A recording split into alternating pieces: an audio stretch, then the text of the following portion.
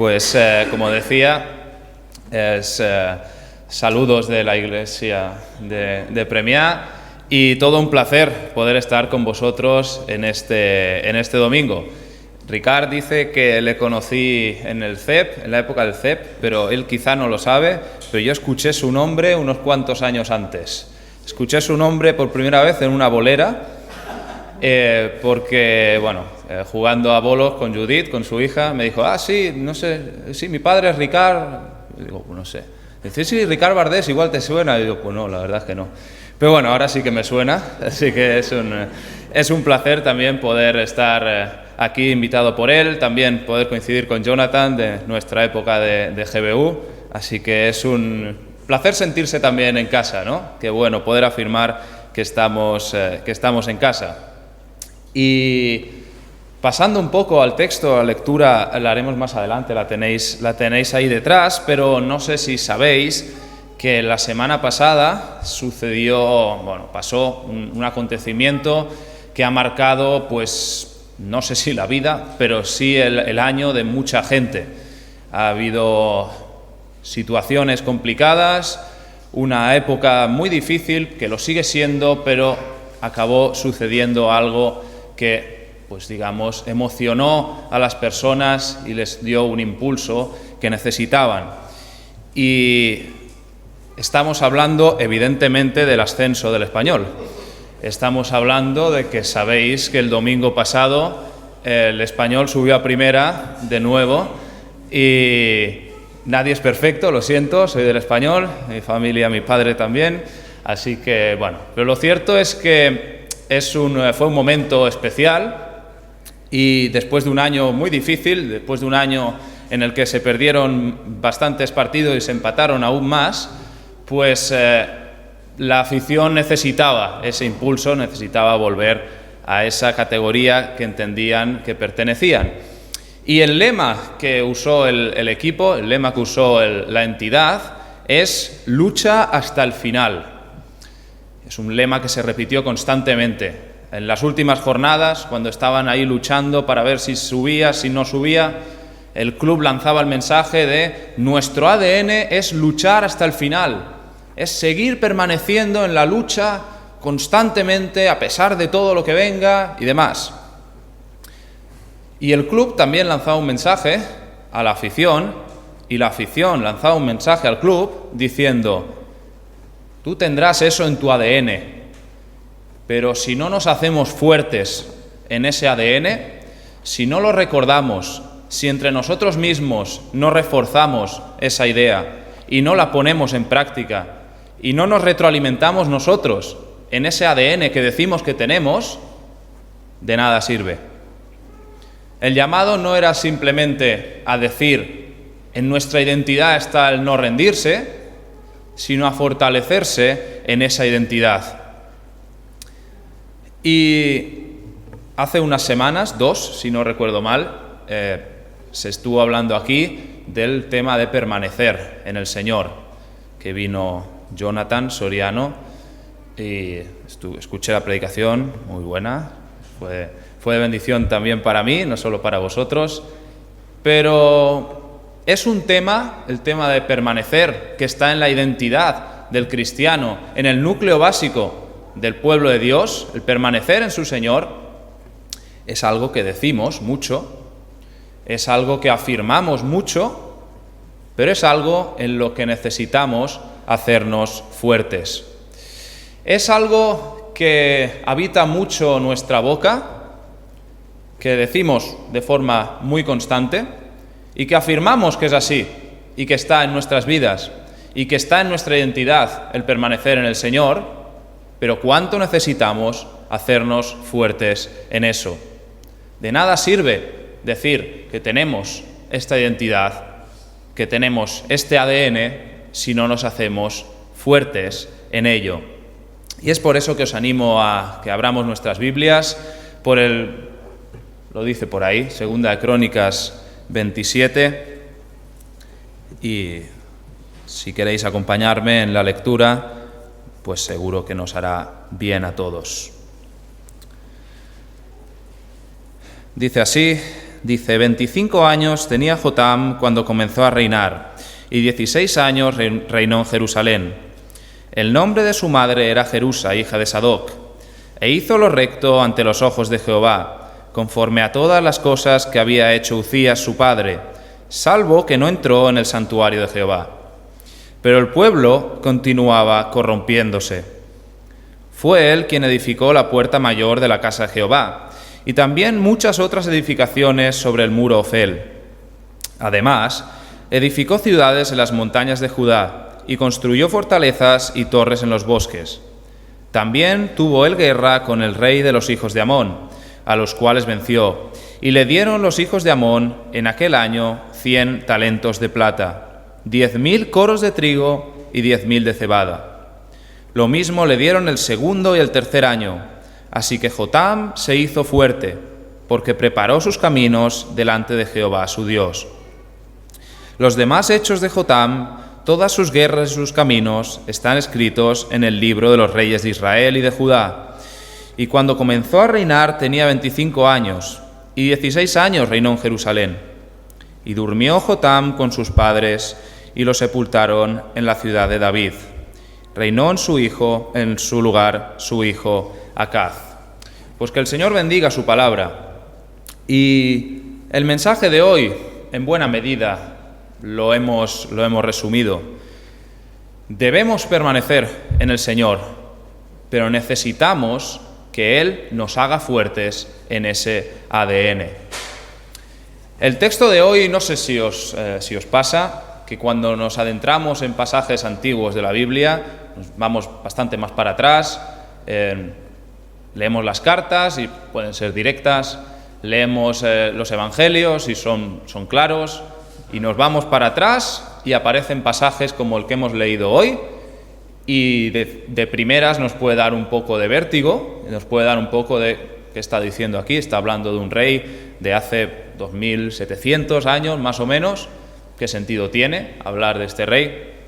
Pero os animo a que cuando abramos la Biblia por el principio, por los primeros libros, como es el caso, que lo abramos con un espíritu ilusionado, con mucha emoción, porque el texto bíblico habla de una forma extremadamente relevante. Incluso a través de textos que, como el de hoy, no sé si pensáis así que el texto de primeras es muy práctico o es muy eso, de primeras podríamos pensar que no, pero la palabra que tenemos aquí delante, tanto del principio como al final, es sin duda apasionante y tremendamente práctica para todos y cada uno de nosotros, para todas las épocas, también para hoy, para este 2024, para este 30 de junio. Sea en Viladecans, sea en Premià, sea en cualquier lado. Así que, si os parece bien, os animo a que todos hagamos este ejercicio, a que vayamos a este texto que acabamos de leer sin prejuicios y con los oídos abiertos y el corazón aún más, para ver con qué el Señor nos puede sorprender en el pasaje de hoy. Y el pasaje de hoy nos presenta una situación que quizá no nos suena tan extraña a día de hoy.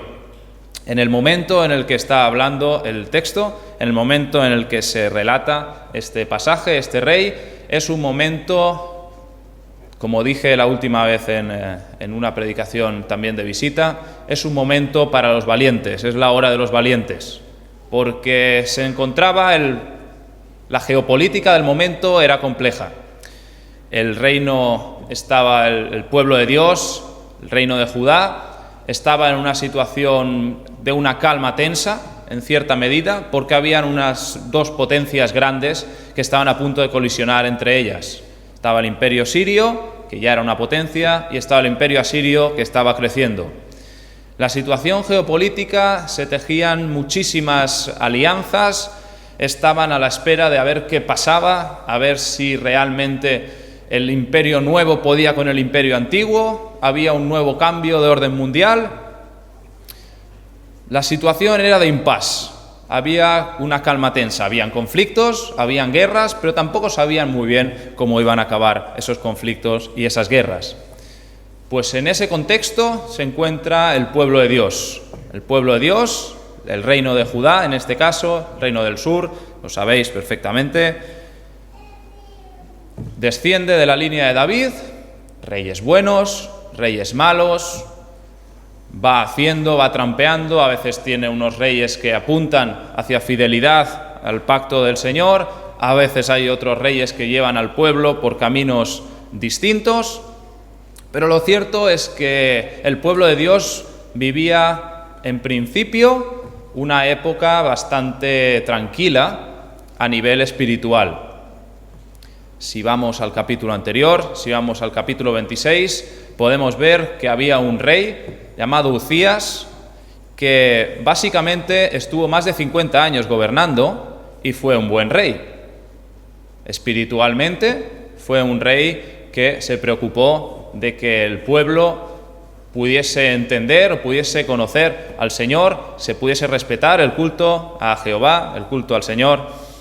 Y políticamente, pues también hizo sus pinitos a nivel logístico, a nivel de sociedad. No fue un mal rey, en absoluto.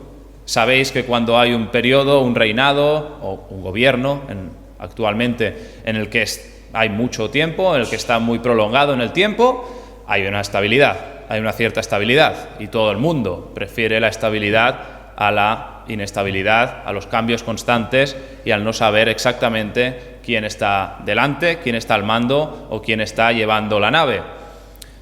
Entonces no era un mal momento para el pueblo de Dios.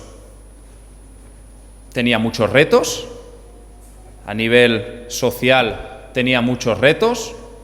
Sí que es cierto que espiritualmente estaban un poco fríos, habían tendencias que se iban inmiscuyendo, pero la dinámica en ese sentido espiritualmente no era la mejor, pero a nivel social, a nivel político, a nivel cultural, el pueblo de Dios estaba bastante asentado.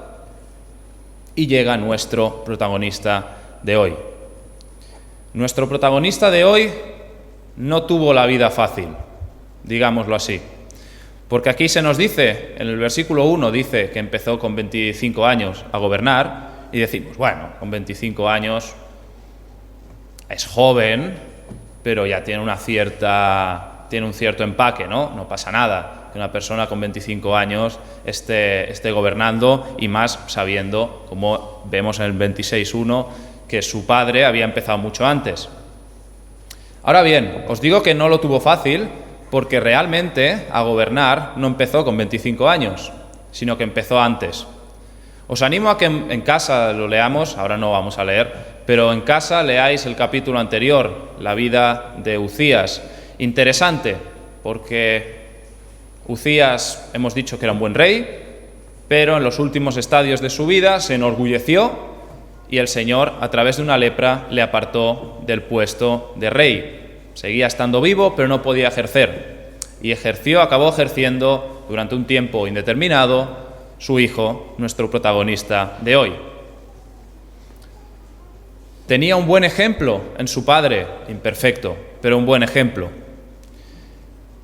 Tenía un tiempo de prácticas en el que había estado aprendiendo cómo gestionar un país, cómo gestionar al pueblo de Dios.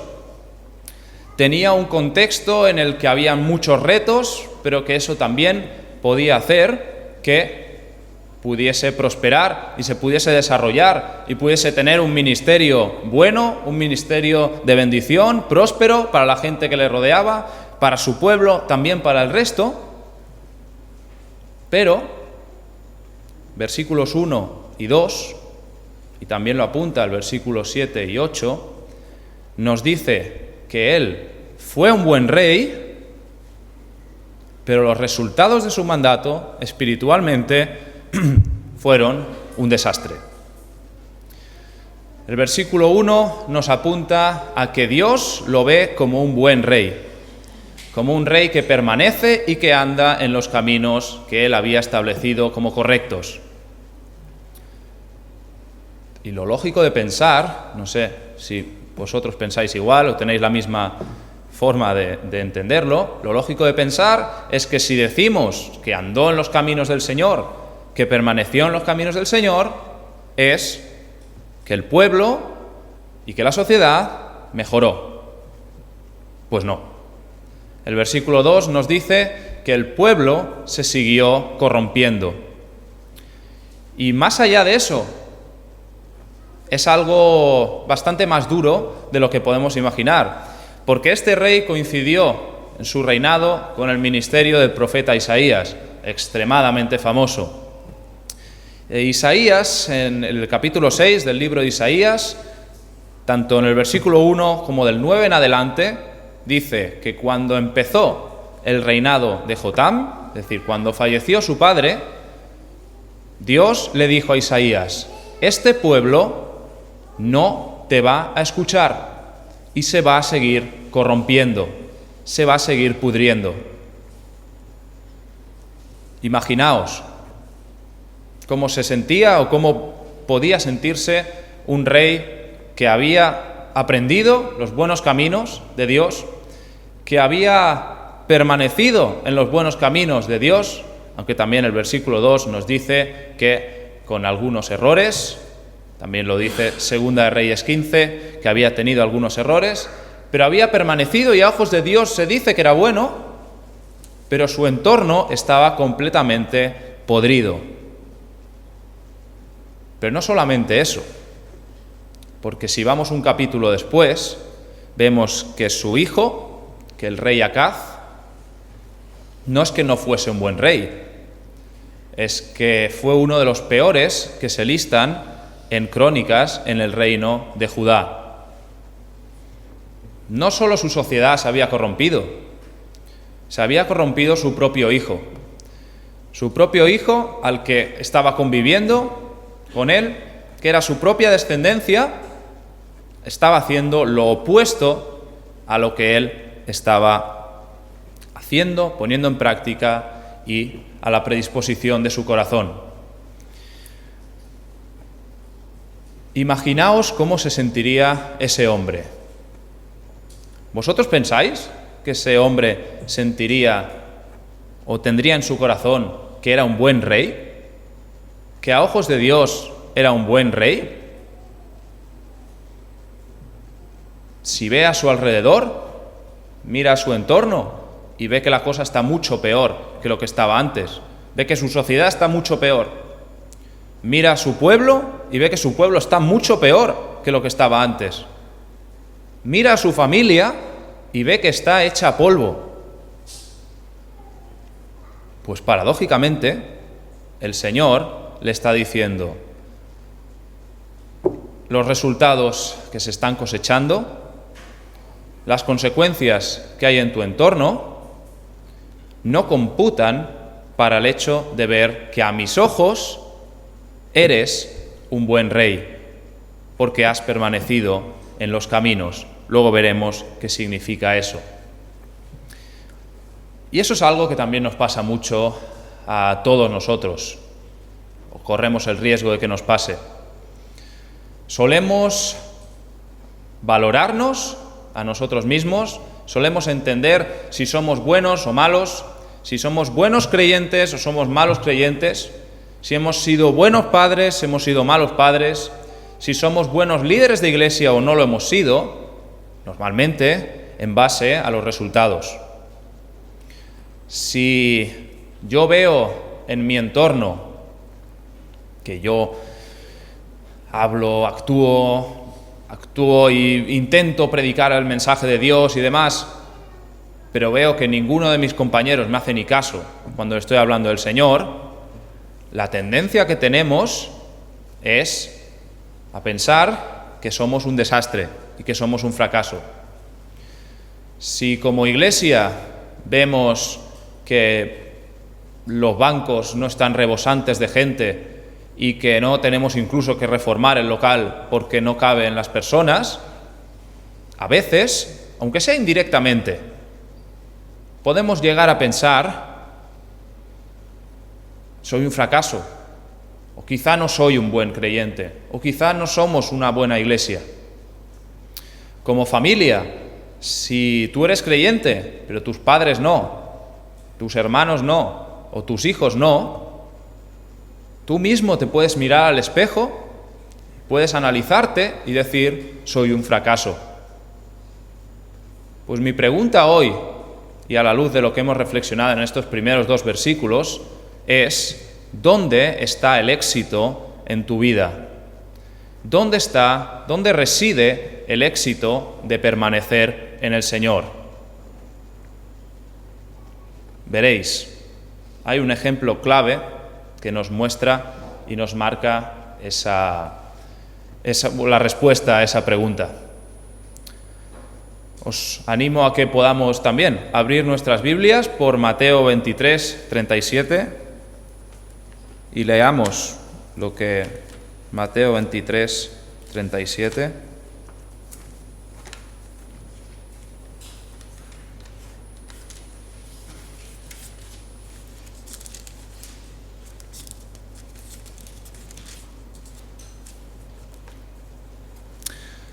Habla Jesús y dice: Jerusalén, Jerusalén, que matas a los profetas y apedreas a los que te son enviados. ¿Cuántas veces quise juntar a tus hijos como la gallina junta sus polluelos debajo de las alas? Pero no quisiste.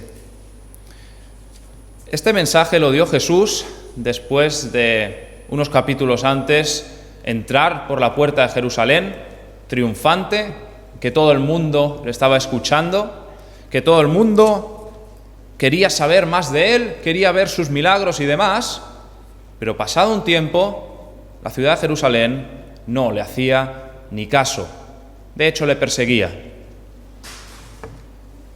Y Dios y Jesús se lamenta por ver el estado de su entorno. No nos confundamos hoy.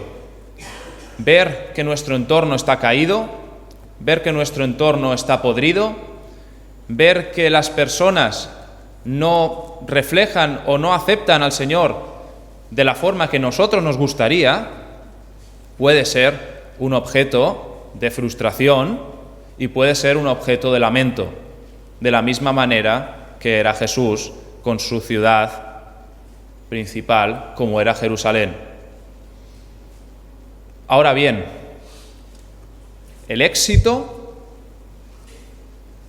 el poder afirmar que somos buenos hijos de Dios, que somos hijos de Dios, reside más allá de lo que podamos ver en nuestro entorno. Y es por eso que también os animo a abrir vuestras Biblias por Hebreos capítulo 10.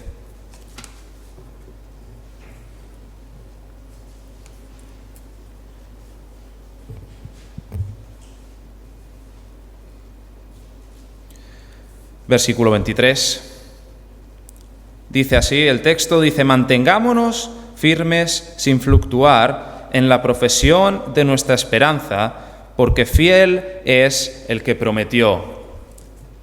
Hermanos, hermanas, tu valor, tu éxito a ojos de Dios reside en dónde está tu identidad. Tu valor, el éxito a ojos del Señor, no reside en lo bien que vaya tu entorno o en lo bien que tu contexto acepte el mensaje que tú le estás dando, sino que reside en la fidelidad y en la permanencia, en la identidad que solamente te puede dar Cristo Jesús. Si puede ser que hoy veas tu entorno, veas tu propia familia y veas: estoy fracasando, o me siento mal por ese entorno, me siento mal porque no me hacen caso, o me siento mal porque mi contexto, mi entorno está podrido, pues te animo a que tu oración sea recordar estas palabras de Hebreos, que tu oración sea para que el Señor te reafirme en que tu valor depende de tu identidad, no depende del contexto ni de cómo se encuentra el contexto en el que tú estás. Así que, en primer lugar, eso es algo que también nos pensamos que es algo muy místico, el hecho de decir que si permanecemos las cosas nos van bien, o si permanecemos nuestro contexto, nuestro entorno, nuestro pueblo y nuestra familia y nuestros amigos, todo se tiene que convertir y demás. Pero recordemos y reafirmemos que el éxito de permanecer a ojos de Dios no se traduce necesariamente en grandes conversiones, no se traduce necesariamente en los cambios que deseamos legítimamente y que queremos, sino que el valor y el éxito a ojo de Dios está en la permanencia en nuestra identidad, que solamente da a través de Cristo Jesús. Así que también os animo a que si hoy te puedes sentir con esa sensación de fracaso, con esa sensación de que podrías hacer más o que tu entorno está mal y qué puedo hacer yo por mi entorno, o igual es que soy yo el que estoy fallando, a que ores al Señor para que Él te ayude a reafirmar que el valor reside en la permanencia en tu identidad. Pero avanzando, en los versículos del 3 al 5, vemos que la permanencia en la identidad también tenía un reflejo en la permanencia en hechos concretos y prácticos en la vida de este rey. Como hemos dicho al principio, el pasaje, aunque sea muy antiguo, tiene una relevancia y habla de forma extremadamente práctica para todos y cada uno de nosotros. Es un mensaje extremadamente relevante, porque el Señor nos está mostrando que la permanencia tiene consecuencias directas en cómo entendemos básicamente el conjunto de nuestra vida, a nivel personal, a nivel comunitario y a nivel global. Hemos dicho que nuestro valor está en nuestra identidad, pero tenemos una responsabilidad grande. Si nuestra identidad está en Cristo, si nuestra identidad está y descansa en la obra de Jesús, nuestra responsabilidad como hijos de Dios, como pueblo de Dios, es grande. Y quizá no es un mensaje fácil de decir, pero porque es fácil afirmar que no, quédate tranquilo, tienes a Jesús en tu vida, pues ya está, no tienes que hacer nada más y puedes quedarte en calma y puedes quedarte descansado de que ya está, la obra o el trabajo ya está hecho. Lo cierto es que tenemos una responsabilidad directa para con nosotros mismos, para con nuestro entorno y para con nuestra sociedad. Y el primer punto que el Señor nos remarca en el versículo 3 sobre qué permanecía de forma práctica el rey Jotam es que permanecía en la vida espiritual, en que tenía un cuidado específico en edificar la vida espiritual de su pueblo, en edificar la vida espiritual de Judá. Y nos lo dice el versículo 3 a través de afirmar que construyó o edificó la puerta principal del templo, la puerta mayor, dependiendo de la versión, y también nos dice que edificó sobre el muro Ofel. Vale la pena clarificar un poco sobre este tema, porque la puerta principal todo el mundo sabemos, ¿no? Que es la puerta principal de un templo. Aquí, si cruzamos y giramos aquí en esta pared, pues tenemos la puerta de entrada principal de la iglesia de Viladecans, que si la abrimos, pues entramos en la iglesia. Eso no nos cuesta mucho entender. Es la puerta, digamos, que más se ve, es en cierta medida podemos decir la primera impresión que puedes encontrarte de la iglesia. Pues el rey Jotam se dedicó a edificar esta puerta con esmero y con detalle. Ahora bien, también se nos dice en este mismo versículo que edificó en el muro Ofel. A veces pensamos que el templo de Jerusalén era simplemente un edificio como lo entendemos ahora y ya está. Pero en el contexto judío de aquella época, el templo era el templo, además de las montañas que lo rodeaban, además de pequeños caminos que pasaban entre ellos. No era simplemente los tochos, las tuchanas, sino que el templo englobaba pues todo el concepto de el edificio y también aquello que estaba justo alrededor de ese edificio y que ayudaba tanto a proteger ese edificio como a acceder a ese edificio. Pues el rey Jotam no solo se encargó de edificar la puerta principal, sino también se encargó de fortificar aquellos sitios que parecían accesorios, que no era lo que más se veía, pero que igualmente eran importantes para el funcionamiento del templo. Os pregunto una cosa, ¿quién de vosotros aquí ha ido a Roma? A Roma, ¿sí? Y yo también fui una vez a Roma, muy chula, y si os digo, o si os pregunto, no hace falta que me lo digáis, pero si os pregunto ahora 3, 4 edificios así famosos de la ciudad de Roma, seguro que me decís el Coliseo, seguro que me decís la Fontana de Trevi, y posiblemente me digáis el Panteón de Agripa, no sé si lo tenéis en mente. El Panteón es un edificio en el que hay un frontal, hay una puerta principal, que si os dicen que es griego, que es el Partenón de Atenas y demás, os lo creéis. Ahora, por dentro, fantástico, una maravilla de la arquitectura. Ahora, no lo veáis por fuera, no le deis la vuelta. Cuando fui a Roma, una anécdota, entré en la zona donde teníamos el Google Maps, fantástico invento que mi padre no le acaba de convencer cuando conducimos. Pero iba por Google Maps y digo, Partenón, venga, vamos a ver el Panteón, vamos a ver el Panteón. Iba con el instituto, era joven y tenía más pelo.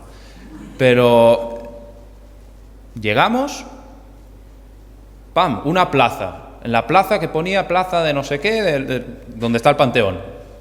Miré y digo, no, esto no puede ser el Panteón. ¿Cómo va a ser el Panteón? Si esto es una fábrica, si esto es feo, está todo destrozado por fuera.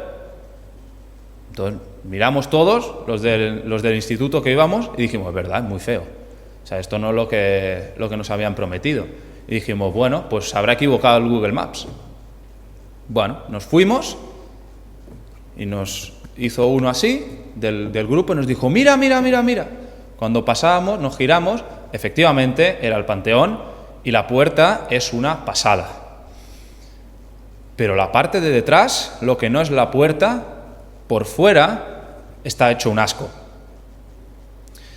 Y eso es una advertencia muy directa para todos y cada uno de nosotros, porque pensamos y afirmamos, e indirectamente, una vez más, también podemos llegar a pensar que permanecer en la edificación espiritual de nuestra vida, en la edificación de nuestro templo, como se dice en el Nuevo Testamento, que somos templo del Espíritu Santo, nuestro cuerpo, edificar en esa salud del templo, indirectamente podemos pensar que se trata solamente de la puerta. Y la puerta es lo más importante, correcto. El poder tener tiempo de oración con el Señor, el poder reflexionar diariamente sobre la palabra, el poder tener un tiempo devocional constante en nuestra vida, el poder ser regulares en valorar cuál es la voluntad del Señor, el poder parar y en nuestra vida abrir la palabra y decir, Señor, ¿qué tienes que decirnos? Y poder buscar esa sabiduría divina en los momentos diarios de nuestra vida es extremadamente fundamental. Es la puerta de nuestro templo. Ahora bien, en nuestro templo hay otros aspectos que también son el muro de Ofel, que no son la puerta principal, pero que también merecen nuestra atención. Nuestra salud física merece nuestra atención. El poder tener un estilo de vida saludable en el que busquemos cuidar el cuerpo que el Señor nos ha dado es una forma práctica de edificar también nuestro templo, de edificar este muro de Ofel. El poder cuidar nuestra salud emocional es tremendamente importante a la hora de cuidar el templo que el Señor nos ha dado, que es nuestro propio cuerpo. El podernos cuidar incluso relacionalmente o emocionalmente, en cómo entendemos nuestras relaciones, en cómo nos relacionamos con las personas, en qué estamos mostrando o en qué nos afectan, qué tipo de relaciones estamos entablando con las personas, es una forma muy práctica de también permanecer en el Señor y de edificar nuestro templo. Así que el llamado, en primer lugar, a permanecer es muy directo y es: edifica tu templo, pero no solamente la puerta. Edifica la puerta porque es lo más importante, pero también edifica el conjunto del templo en todas las áreas de tu vida, porque también no solo es bueno para ti, sino también es de testimonio mucho más de lo que nos imaginamos. Segundo lugar, habla el versículo 4 de que el rey permanecía de una forma práctica, construyendo edificaciones que protegían a su propio pueblo. Construía torres, construía fortalezas, en un momento, como hemos dicho, que era complejo, pero en definitiva se preocupaba por el correcto desarrollo de la que iba a ser su sociedad, de la que era el pueblo del Señor. Y en el versículo 4 también es muy interesante y muy curioso ver que no se dedicaba a edificar ciudades principalmente, sino que se dedicaba a edificar bosques. Y también nos puede parecer absurdo. Dice, ¿para qué voy a edificar un bosque si esa obra no se ve? Si esa obra está oculta, si esa obra no queda tan vistosa como puede ser edificar una gran ciudad o invertir nuestros esfuerzos en aquello más visible en las grandes ciudades, en aquello que más se ve. Pues, teniendo en cuenta el criterio del Señor, es necesario para permanecer, edificar también las áreas del pueblo de Dios, tanto las que se ven como las que no se ven, tanto las ciudades como en este caso los bosques. ¿A qué te está llamando hoy el Señor a servir en tu iglesia, en esta iglesia? ¿A qué te está llamando hoy a servir si no eres de esta iglesia, como mi grupo de fans? ¿A qué te está llamando el Señor a servir en el entorno en el que te ha puesto? Todos tenemos la responsabilidad de edificar el pueblo de Dios. No se trata solamente de una tarea de los líderes. No es simplemente Ricard que tiene que trabajar para que la iglesia funcione y todos seguimos a Ricard en lo que él está haciendo. Todos tenemos un rol fundamental para la edificación de la iglesia. Y yo te lo pregunto, ¿dónde te está mandando hoy el Señor a servir? ¿En qué área el Señor te está tocando tu corazón y dice, te quiero sirviendo aquí?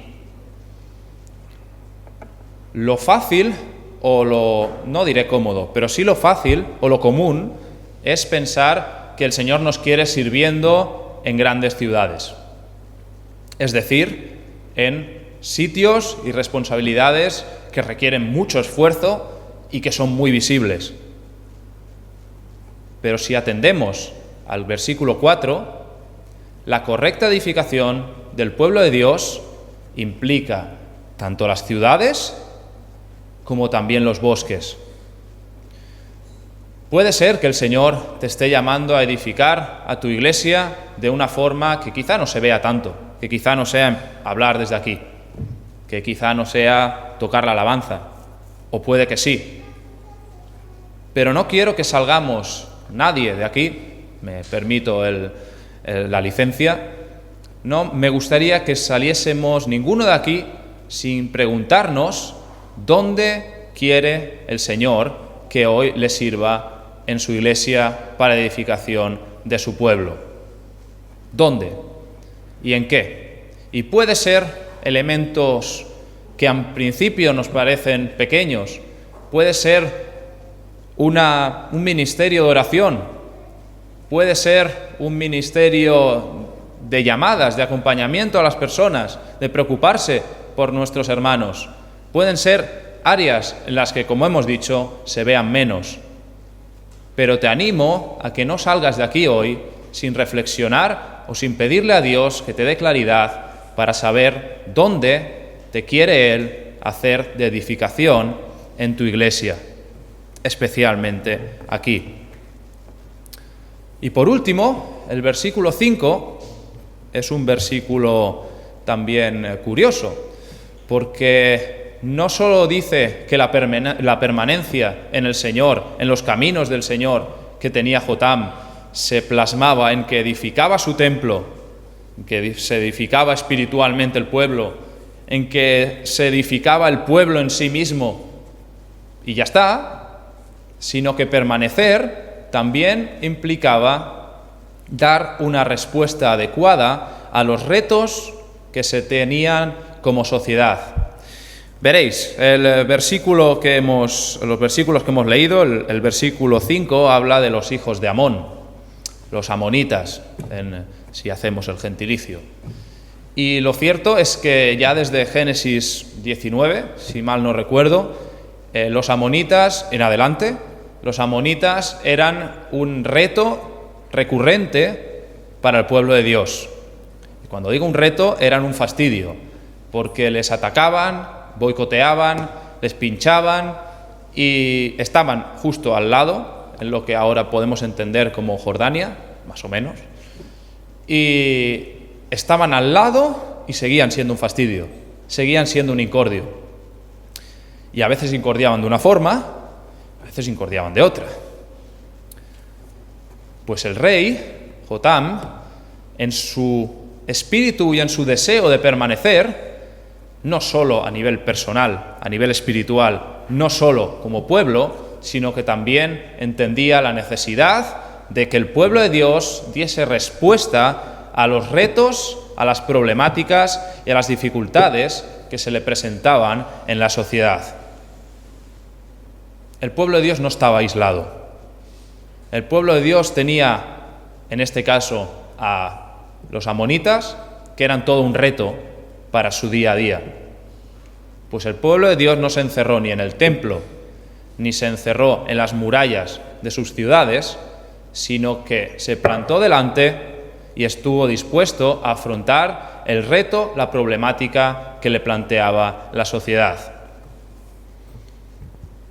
De la misma manera, como iglesia y como creyentes, todos y cada uno de los que estamos aquí, tenemos la responsabilidad tanto de detectar los retos que tenemos en nuestra sociedad, como de dar respuesta y de no inhibirnos ante ello. Y eso te deriva y nos deriva a todos en dos motivos principales de oración.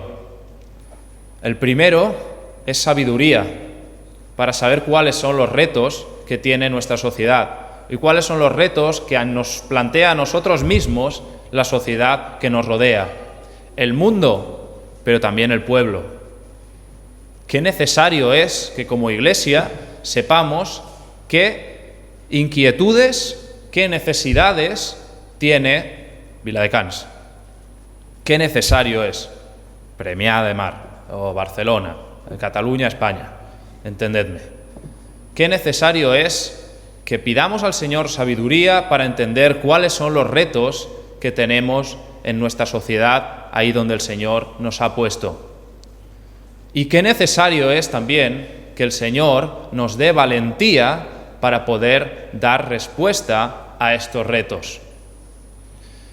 Permanecer en el Señor, permanecer en los caminos del Señor, implica identificar los retos que nos plantea la sociedad o las necesidades que nos plantea la sociedad y como iglesia saber dar respuesta a ello, tanto a los retos como a las necesidades. A veces hemos dicho que nuestro valor no depende del resultado que eso genere, que nuestra permanencia, que nuestra identidad genere en nuestro entorno.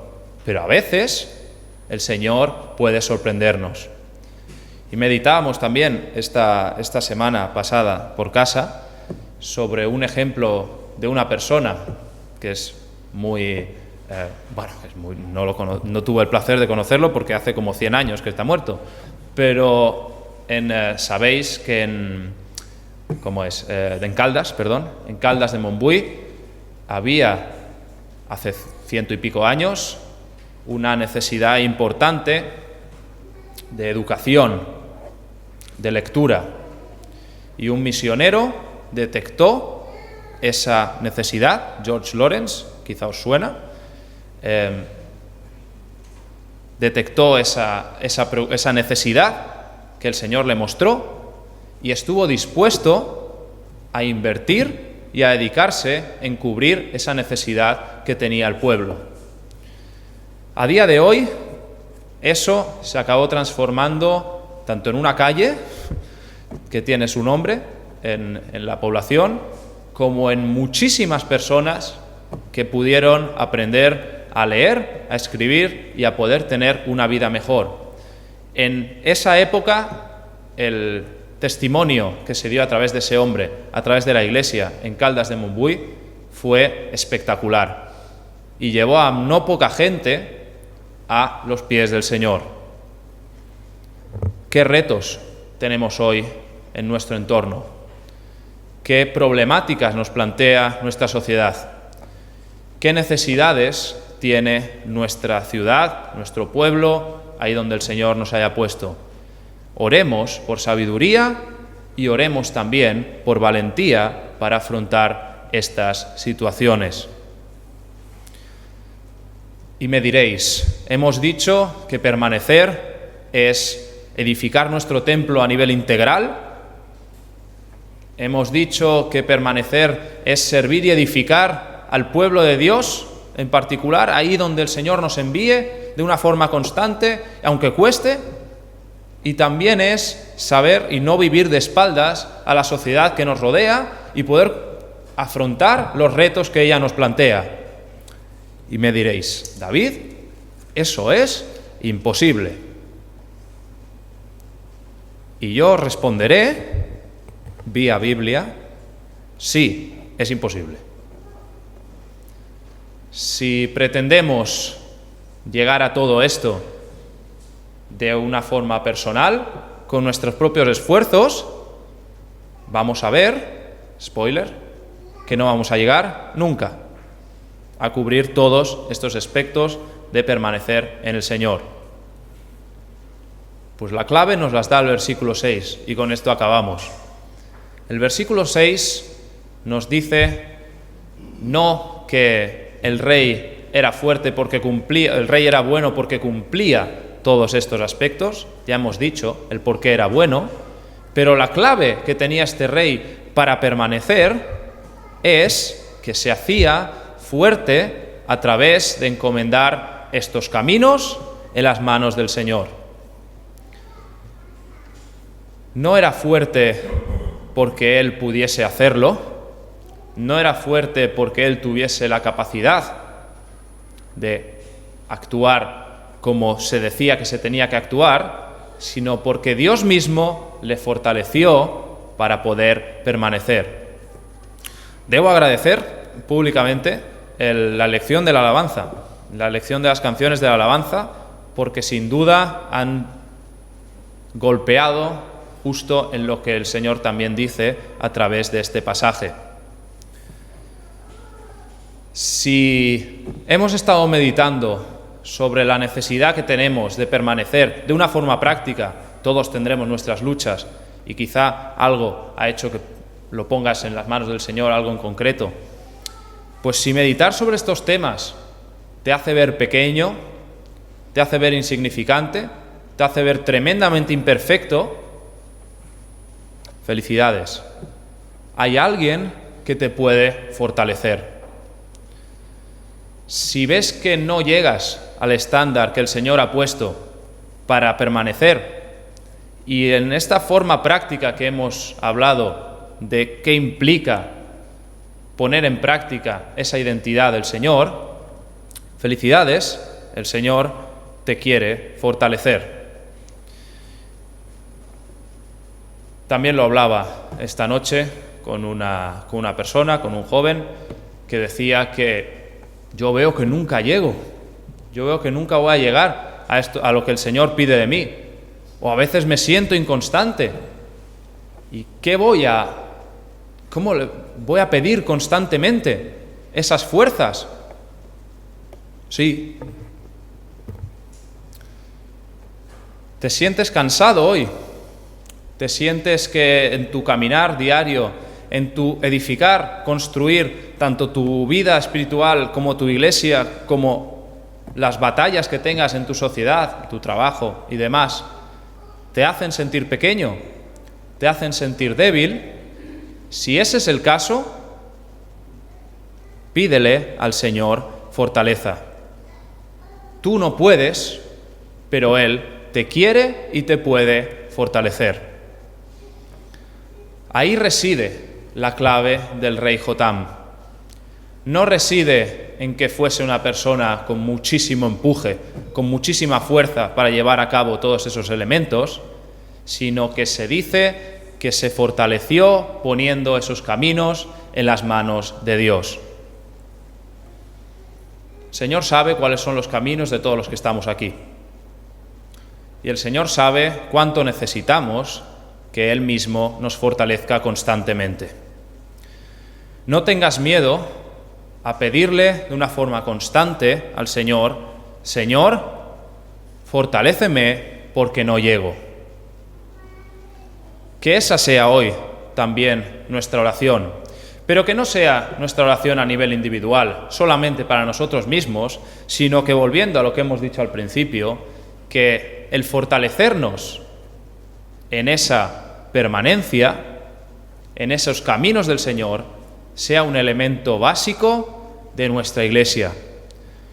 Ora para que el Señor fortalezca a la persona que tienes a tu lado hoy en el banco. No te digo ahora, pero digo que hazte el propósito de orar para que la persona que tienes a tu alrededor, a tu lado, delante, detrás, pueda ser fortalecida en los caminos por el Señor. Hacerse fuerte en esa dinámica es lo que hace que la Iglesia tire adelante y que los caminos vayamos siguiendo por esos caminos. Y no lo olvidemos, sabemos dónde llevan esos caminos. Serán caminos tortuosos, serán caminos difíciles, pero el mensaje del Evangelio es propósito, como hemos dicho, para ahora y esperanza de futuro. No nos olvidemos que aquel que nos fortalece ahora también nos da la certeza de una esperanza futura con Él. Así que oremos también hoy y durante esta semana, os animo a que lo podamos hacer, para que el Señor nos siga fortaleciendo en los caminos como iglesia, como personas y también como su pueblo, como hijos del Señor, ahí donde Él nos ponga. En resumen, y ya para concluir, y concluiré también en oración, la necesidad bíblica que tenemos es de fortalecernos en los caminos del Señor. Tengamos en cuenta que nuestro valor no dependerá de los resultados que consiguen esa permanencia, sino que el valor que tenemos lo da Dios mismo a través del sacrificio de su Hijo y de la identidad que solamente nos da en Cristo. Si estamos desanimados, si vemos que nuestro entorno no funciona, oremos y reflexionemos sobre ello. Tengamos en cuenta que permanecer en los caminos del Señor implica tanto edificar nuestro templo en todos los sentidos, no solo la puerta, sino también los muros.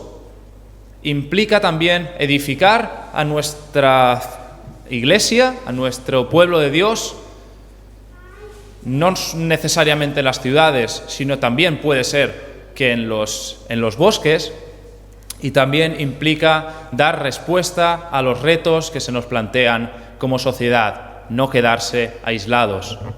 Y por último, El Señor nos llama a que si nos vemos incapaces, a que si nos vemos débiles, a que le pidamos constantemente fortalecernos en Él, y no solamente a nivel individual, sino que como Iglesia oremos por el fortalecimiento mutuo de todos los que estamos aquí.